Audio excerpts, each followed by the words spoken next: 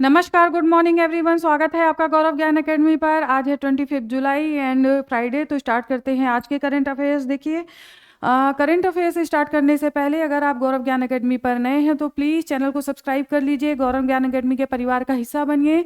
तो चलिए स्टार्ट करते हैं बिना किसी देरी के। आज का पहला क्वेश्चन देखते हैं। देखिए, बहुत सारी चीज़ें इसमें साथ के साथ स्टैटिक जीके भी तैयार किया जाता है, तो वो भी आप देखिए। लास्ट में 2 मिनट क्विक रिवीजन भी कराया जाता है, जो हमने कल पढ़ा होता है। रिवीजन बहुत आवश्यक है, इस बात पर मैं बार बार बल देती हूँ, ठीक है। तो रिवीजन बहुत आवश्यक है, तो उस पर भी हमें ध्यान करना है, काम करना है। तो आ जाइए देखते हैं आज का पहला क्वेश्चन क्या है ज्ञानवीरों। भारत ने किस देश के नागरिकों के लिए 5 वर्ष पश्चात पर्यटन वीजा देने की घोषणा की है? तो यहाँ पर चीन को भारत सरकार ने ये सुविधा दी है, भारत सरकार के द्वारा। देखिए, एससीओ की जो बैठक हुई थी उसमें एस जयशंकर ने भाग लिया था, विदेश मंत्री एस जयशंकर ने।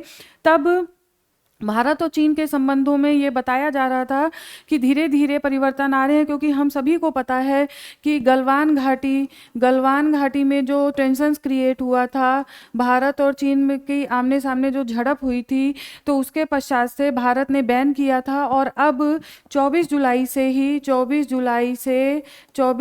से चीनी नागरिक वीज़ा प्राप्त कर सकेंगे भारत के लिए, ठीक है। तो ये सुविधा अब भारत सरकार ने चीन नागरिकों के लिए खोल दी है, ठीक है। आ जाइए नेक्स्ट क्वेश्चन देखते हैं क्या है।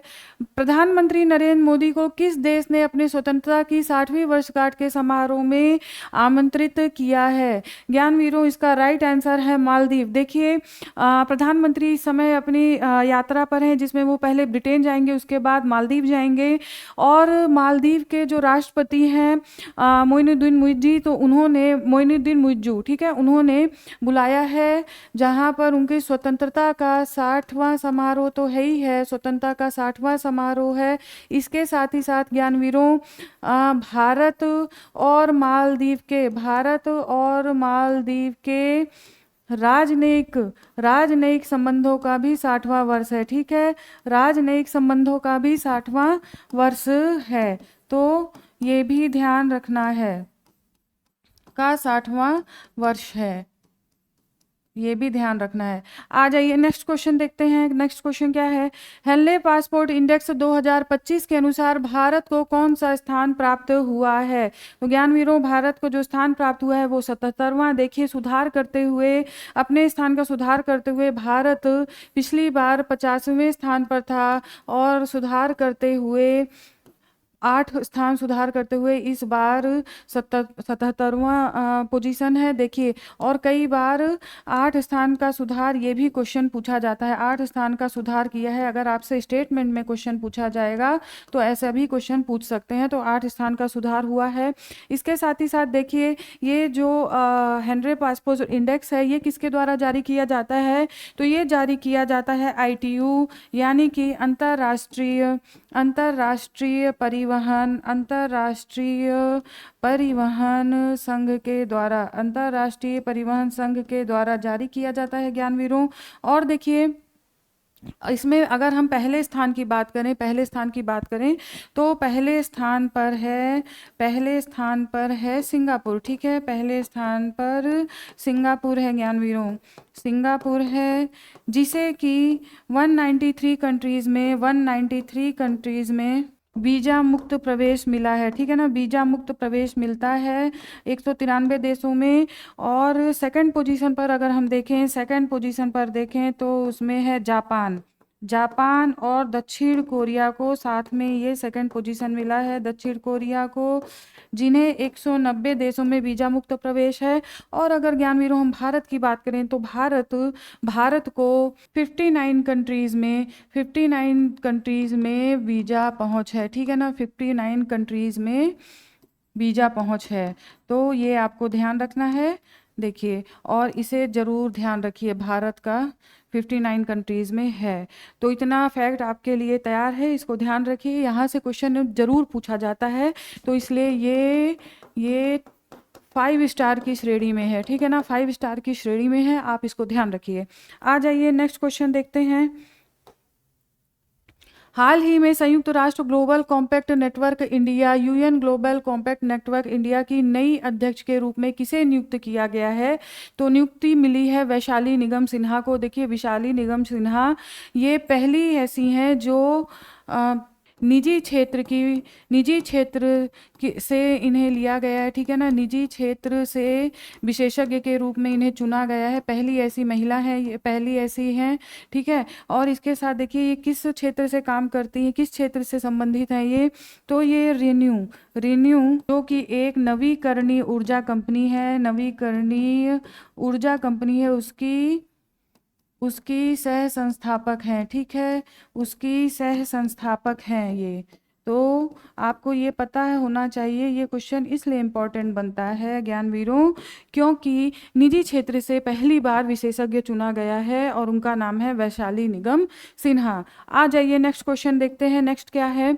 हाल ही में किस संस्थान ने वित्त वर्ष 2025-26 के लिए भारत के वित्तीय अनुमान को घटाकर 6.7% से 6.5% कर दिया है, यानी कि 6.7% से 6.5% किया है? तो राइट आंसर है यहाँ पर देखिए एडीबी, एशियाई विकास बैंक। एशियाई विकास बैंक ने ऐसा इसलिए क्यों किया है क्योंकि अमेरिका के द्वारा जो जगह जगह देशों पर बैन लगाए जा रहे हैं, कई देशों पर बैन लगाए जा रहे हैं, जिसकी वजह से व्यापार जो एक चैन चल रही थी वो बाधा उत्पन्न हो रही है। इसकी वजह से इन्होंने भारत का भी जो ग्रोथ है उसको घटाया है। तो आप इसको ध्यान रखिए, कई बार ऐसे क्वेश्चन पूछे जाते हैं कि एडीबी ने या किस संस्था ने किया या फिर कितना किया। तो आपको ये भी ध्यान रखना है कि 6.7 से घटाकर 6.5% कर दिया है, 6.7 से 6.5% किया है। अब ज्ञानवीरों आपको एशियाई विकास बैंक के बारे में भी कुछ जानना चाहिए, उसकी भी नॉलेज होनी चाहिए। देखिए एशियाई विकास बैंक की जो स्थापना हुई थी वो 1966 में हुई थी, ठीक, 1966। इसके साथ ही साथ देखिए इसका मुख्यालय कहाँ है ज्ञानवीरों? तो इसका मुख्यालय है फिलीपींस, मनीला में। तो यहाँ पर देखिए 1966 में स्थापना हुई, मुख्यालय इसका मनीला फिलीपींस में है। और इसमें एशिया प्रशांत क्षेत्र के 67 कंट्रीज हैं। इस बैंक की स्थापना विश्व बैंक के तर्ज पर की गई थी। विश्व बैंक के तर्ज पर करने का आशय ये है क्योंकि ये मेनली एशिया प्रशांत के कंट्रीज पर ध्यान देगा, उस पर फोकस करेगा, ठीक है। अब देखिए सबसे बड़ी अगर हिस्सेदारी की बात की जाए, कई बार ये भी क्वेश्चन पूछा जाता है कि भारत किस स्थान पर है हिस्सेदारी के मामले में? एडीबी में क्वेश्चन पूछा गया है। तो आपको ध्यान रखना है। ऐसा भी पूछा जा सकता है कि सबसे ज्यादा हिस्सेदारी किस देश की है, ठीक है। तो देखिए सबसे बड़ी हिस्सेदारी जो है वो जापान की है, उसके बाद अमेरिका की है, तो यहाँ पर कंफ्यूज नहीं होना है, फिर चीन की है और चौथे नंबर पर, फोर्थ पोजीशन पर ज्ञानवीरों भारत है। और इसकी जो हिस्सेदारी है वो 5.812% है। तो ये परसेंटेज भी आपको ध्यान रखना है, इसको भी ध्यान रखिए, 5.812%। आ जाइए आगे देखते हैं। इसका उद्देश्य क्या है? देखिए इसका उद्देश्य सतत विकास, समावेशी विकास को बढ़ावा देना, गरीबी उन्मूलन करना, गरीबी को कम करना, और इस टारगेट को पूरा करने के लिए वो सार्वजनिक क्षेत्र में निवेश करता है, ठीक है। सार्वजनिक क्षेत्र के लिए कंट्रीज को ऋण देता है। तो ये होता है देखिए जो 80% निवेश है वो मेनली सार्वजनिक क्षेत्र में किया जाता है। तो आपको ये ध्यान रखना है। अब देखिए कई बार पूछा जाता है कि रिपोर्ट किसके द्वारा जारी की गई या किस संस्थान के द्वारा, तो आपको ये भी पता होना चाहिए एशियाई डेवलपमेंट आउटलुक रिपोर्ट जो है वो एशियाई विकास बैंक के द्वारा जारी की जाती है। अगर एडीबी और भारत की बात की जाए तो भारत संस्थापक सदस्य है और बैंक का चौथा सबसे बड़ा शेयर धारक है। ये अभी मैंने आपको पहले बता ही दिया। तो देखिए आपको एशियाई विकास बैंक के बारे में लगभग पूरी जानकारी मिल चुकी है। आ जाइए अब आगे बढ़ते हैं हाई अलर्ट फैक्ट की तरफ। देखिए काफी इंपॉर्टेंट है, इसमें एक साथ देने का मतलब ये है कि क्वेश्चन किसी भी तरीके से पूछा जाए आप उसे कर पाए, ठीक है। नेक्स्ट देखिए अब यहाँ पर उत्तर प्रदेश के 2.5 लाख घरों में बायोगैस यूनिट लगाई जाएगी, ठीक है, उत्तर प्रदेश में। तो ये ध्यान रखना है, यूपी के एग्जाम में या कहीं भी पूछा जा सकता है। देखिए ग्रामीणों की इससे रसोई का खर्च भी घटेगा, पर्यावरण संरक्षण यानी कि दोहरा लाभ है यहाँ पर, इससे जैविक खाद्य उत्पादन होगा और पर्यावरण संरक्षण को भी बढ़ावा मिलेगा। जो योजना का पहला चरण है, ये क्वेश्चन जरूर पूछा जाता है, पहला चरण कहाँ से स्टार्ट होगा? तो देखिए अयोध्या, वाराणसी, गोरखपुर और गोंडा। ठीक है, तो इस तरह से गोरखपुर और गोंडा ये दो तरह से याद रखिए, ये जी से, ठीक है ना, जी से गोरखपुर गोंडा और अयोध्या वाराणसी दोनों धार्मिक नगरी हैं। तो आप याद करिए पहला चरण इस तरीके से। आ जाइए नेक्स्ट देखते हैं। यूएई सेंट्रल बैंक ने एसएमएस व ईमेल ओटीपी सत्यापन खत्म करने का आदेश दिया है। समय सीमा है 31 मार्च 2026 तक। ठीक है, तो ऐसा नहीं है कि यूएई ऐसा करने वाला, यहाँ की सेंट्रल बैंक ने ऐसा पहली बार किया है पूरे विश्व में, बल्कि इससे पहले सिंगापुर और मलेशिया भी ऐसा कर चुके हैं। अब इस दिशा में काम किया जा रहा है, क्योंकि देखिए साइबर क्राइम बहुत लगातार बढ़ता ही जा रहा है, तो जिसकी वजह से ये कार्य अब किया जा रहा है। आ जाइए नेक्स्ट देखते हैं। नेक्स्ट हाई अलर्ट फैक्ट क्या है। ट्रंप प्रशासन ने एआई कार्य योजना शुरू की है। एआई कार्य योजना, ठीक है, अमेरिका के द्वारा विनिंग द रेस शीर्षक से वॉशिंगटन में आयोजित एक शिखर सम्मेलन।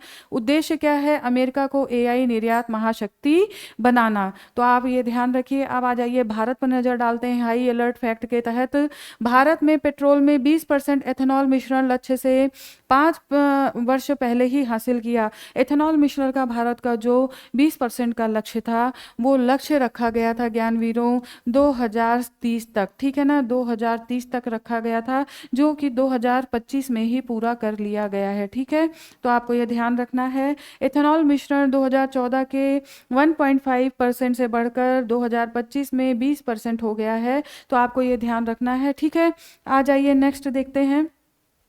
नेक्स्ट फैक्ट क्या है। भारत और ब्रिटेन ने ऐतिहासिक मुक्त व्यापार समझौते पर हस्ताक्षर किया। ठीक है, इसका लक्ष्य क्या है, द्विपक्षीय व्यापार को 34 बिलियन अमेरिकी डॉलर तक बढ़ाना है। 10 वर्षों में किसी विकसित देश के साथ भारत का पहला बड़ा द्विपक्षीय मुक्त व्यापार समझौता। देखिए भारत के लिए बहुत बड़ी चीज़ है मुक्त व्यापार समझौता ब्रिटेन के साथ, क्योंकि अब 99% जो उत्पाद होंगे वो ब्रिटेन शुल्क मुक्त में, यानी मुक्त व्यापार है तो शुल्क मुक्त तरीके से वहाँ पर अपनी पहुँच हो जाएगी भारतीय उत्पादों की। और देखिए यहाँ पे एक चीज़ और है, ब्रेग्जिट से निकलने के बाद ब्रिटेन के, उसका भी ये भारत के साथ सबसे बड़ा समझौता है जो मुक्त व्यापार समझौता है। ब्रिटेन के लिए भी ये ब्रेग्जिट से निकलने के बाद एक सबसे बड़ा मुक्त व्यापार समझौता है। तो आइए आगे देखते हैं क्वेश्चन। अब देखते हैं, हाल ही में भारत में दूसरा स्वदेशी प्रदूषण नियंत्रण पोत समुद्र प्रचेत किसने लॉन्च किया। ठीक है, तो ये लॉन्च किया गया है भारतीय तटरक्षक बल के द्वारा। देखिए भारतीय तटरक्षक बल को ये दूसरा पोत मिला है, दूसरा, पहला पिछले साल जो है किया गया था। अब देखिए इसमें क्या है, एक तो ये गोवा शिपयार्ड लिमिटेड के द्वारा तैयार किया गया है, स्वदेशी रूप से शिपयार्ड लिमिटेड के द्वारा तैयार किया गया है स्वदेशी रूप से, आपको ध्यान रखना है। और देखिए जैसे कि हमने अक्सर ये घटनाएं सुनते रहते हैं कि तेल का रिसाव हो गया समुद्र में, कोई जहाज जा रहा था वो डूब गया, तो मेनली ये प्रदूषण को नियंत्रण करने के लिए ये जिम्मेदारी सौंपी गई है तटरक्षक बल को। और ये जो पोत का नाम है ये आप ध्यान रखिए, समुद्र प्रचेत। ठीक है, इसका ध्यान रखिए, तो ये क्वेश्चन पूछा जा सकता है। आ जाइए नेक्स्ट देखते हैं। देश के प्रतिष्ठित लोकमान्य तिलक राष्ट्रीय पुरस्कार 2025 से निम्नलिखित में से किसे सम्मानित किया जाएगा। तो यहाँ पर है राइट आंसर केंद्रीय सड़क और परिवहन मंत्री नितिन गडकरी को। ठीक है, इंपॉर्टेंट क्वेश्चन है, ऐसा पुरस्कार जरूर पूछा जाता है। आ जाइए नेक्स्ट क्वेश्चन देखते हैं। टाइफून ब्लॉक 4 किस देश द्वारा विकसित हाइपरसोनिक बैलिस्टिक मिसाइल है।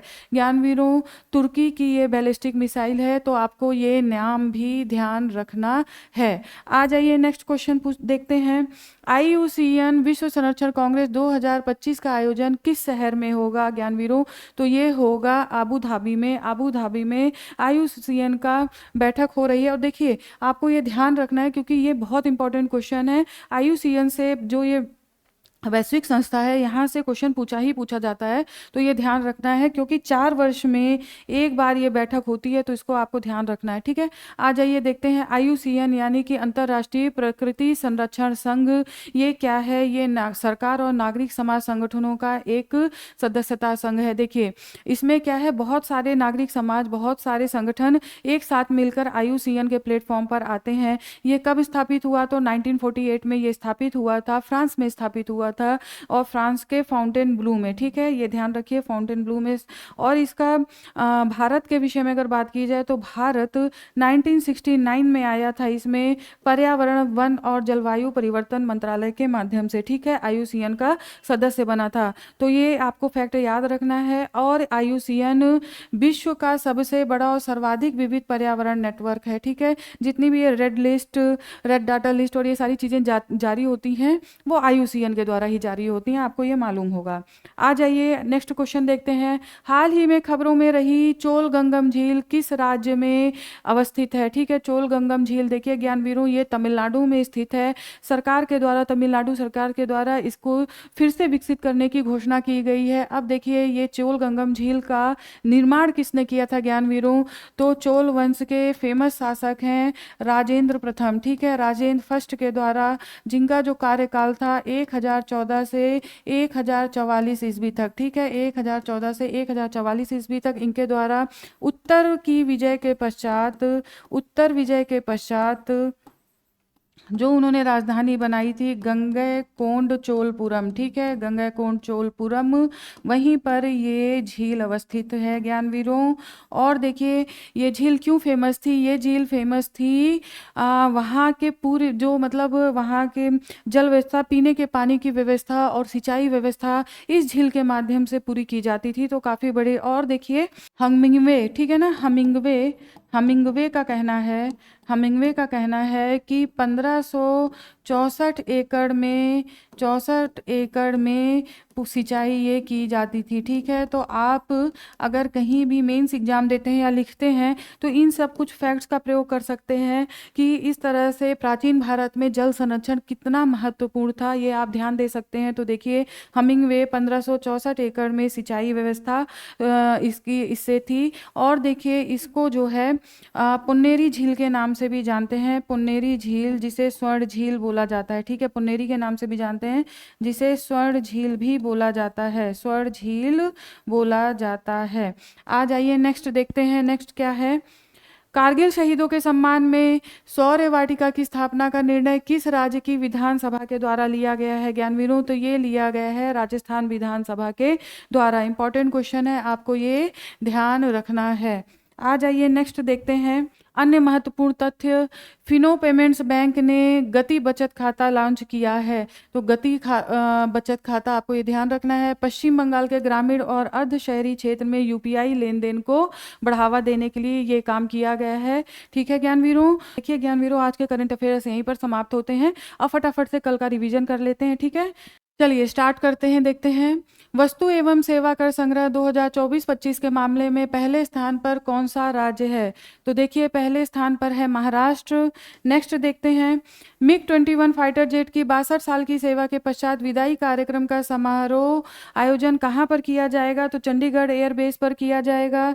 नेक्स्ट देखिए हाल ही में किस देश ने यूनेस्को से हटने की घोषणा की है, राइट आंसर है अमेरिका। नेक्स्ट देखिए 24 जुलाई 2025 को गृह मंत्री किस अवधि के लिए नई सहकारिता नीति का अनावरण करेंगे, तो 2025 से 45 तक। नेक्स्ट देखिए भारत की पहली खनन पर्यटन परियोजना किस राज्य के द्वारा शुरू की जाएगी, राइट आंसर है झारखंड। नेक्स्ट देखिए हाल ही में भारत ने किस देश में अशोक स्तंभ की प्रतिकृति का अनावरण किया है, तो ये किया गया है श्रीलंका में।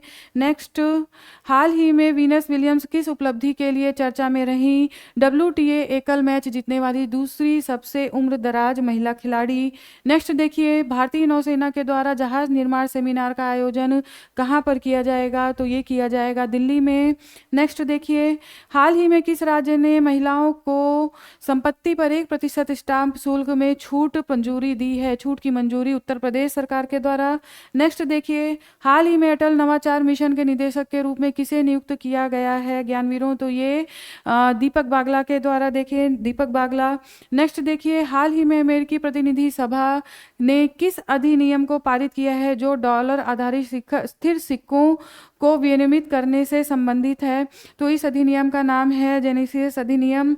नेक्स्ट देखिए हाई अलर्ट फैक्ट है, भारत एनसीएक्स 2025 शुरू। तो ये राष्ट्रीय साइबर सुरक्षा अभ्यास है और ये शुरू किया गया है राष्ट्रीय साइबर परिषद सचिवालय और रक्षा विश्वविद्यालय के माध्यम से।